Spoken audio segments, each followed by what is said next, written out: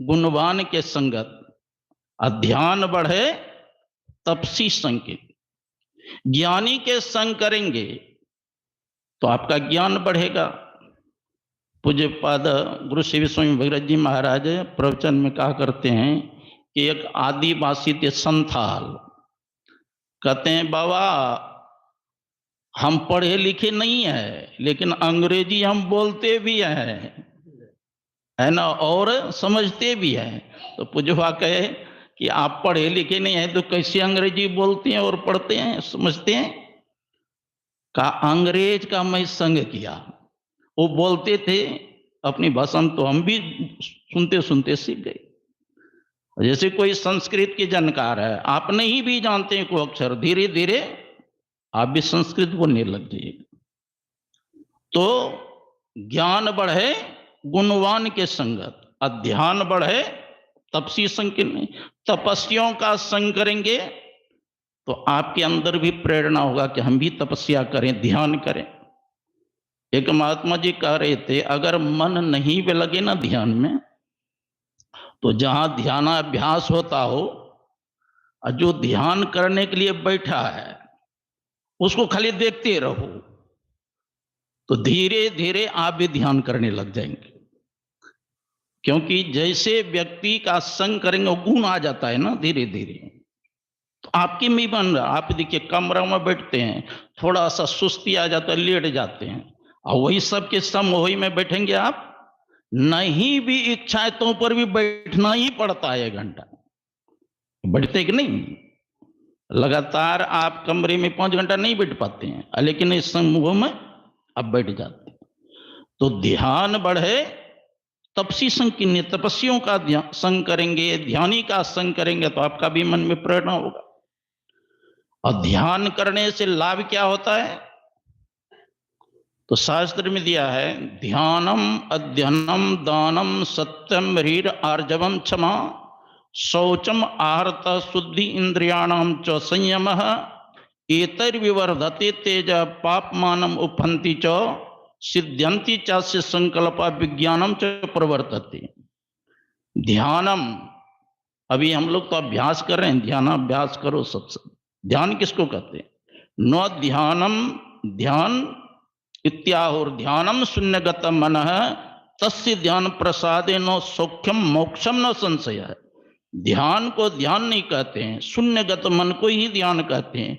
उन्हीं के प्रसाद से सुख और शांति की उपलब्धि होती है। तो ध्यानम, ध्यान करना चाहिए, और साथ साथ क्या करना चाहिए? अध्ययनम, अध्ययन भी करना चाहिए। खाली मन को मत रखिए। मैं जब बनारस में था, जब पढ़ते थे तो मन एकाग्र होता था, तो फिर मन में ध्यान करने का होता था प्रेरणा, तो ध्यान करने में भी मन लगता था।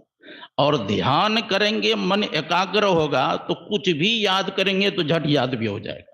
इसलिए एक दूसरे का पूरक है। इसलिए भगवान बुद्ध ने कहा ज्ञान बिना ध्यान नहीं, ध्यान बिना ज्ञान नहीं। जो ज्ञान और ध्यान दोनों रखते हो निर्वाण के समीप है।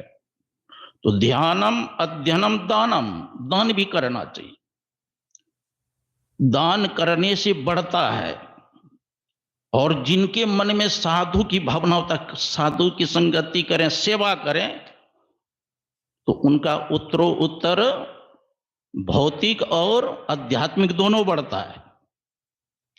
आप लोग कलकत्ता में जब जाते थे महर्षि संत सेवी ब्रह्मन जी महाराज के साथ में, मैं तो बिरानी धर्मशाला में होता था सत्संग का कार्यक्रम, और वह एक सुशीला जी है, वहीं एक कोठली लिया था वहां पर भाड़ा पर।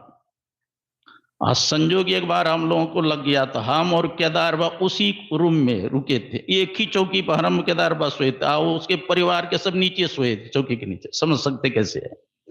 लेकिन बहुत सेवा करती थी, जब भी आते थे एक बोरा डाब लेकर के आते थे, और सब भी सेवा करते थे।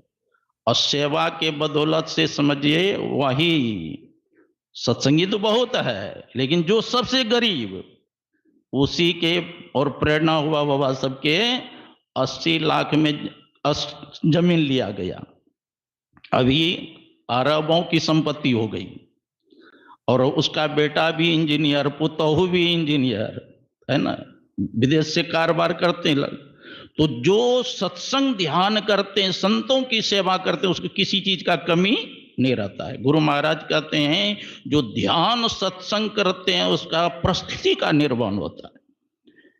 इसलिए शास्त्र में ध्यानम, अध्ययनम, दानम, सत्यम, सत्य बोलना, जैसा कहते हैं वैसा ही करना चाहिए।